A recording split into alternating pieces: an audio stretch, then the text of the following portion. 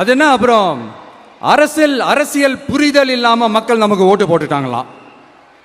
இந்த கவர்ச்சியில மயங்கி மக்கள் நமக்கு ஓட்டு போட்டுட்டாங்களா? நான் என்ன சரி விடுங்க.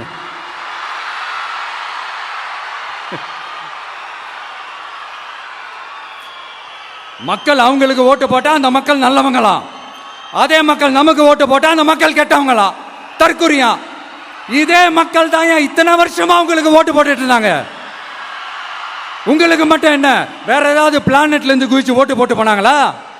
தற்குறியாமா? தற்குறி நல்லா வருது வேணான்னு பாக்குறேன். எங்க அண்ணன் விஜயகாந்த் அண்ணன் சொல்ற மாதிரி அண்ணா அவர்கள் ஆரம்பிச்ச கட்சியை ஒரு அடிமை கூடாரமா ஆக்குனது யாருங்க சார்? இப்படி எல்லாம் ஆக்கிட்டு உண்மையை சொல்லு உடன்பிறப்பேவா. உங்களோட அந்த உண்மையான உடன்பிறப்புக்கெல்லாம் என்ன சொல்றாங்க தெரியுமா சார்? திமுக இப்படி ஆனதுக்கு காரணம், அந்த காரணத்தை வெளியிலலாம் போய் தேடாதீங்க, உங்க குடும்பத்துக்குள்ளேயே கேளுங்கிறாங்க. உங்களுக்காக மாடா உழைச்சி தேஞ்சு போய் கிடக்கிறோம். திமுக இப்படி ஆனதுக்கு காரணம் உழைக்காம சொகுசா இருக்கிற உங்க குடும்பத்துக்குள்ளேயே போய் கேளுங்கிறாங்க. ஒவ்வொரு திமுக தொண்டனும் அதை சொல்றாங்க.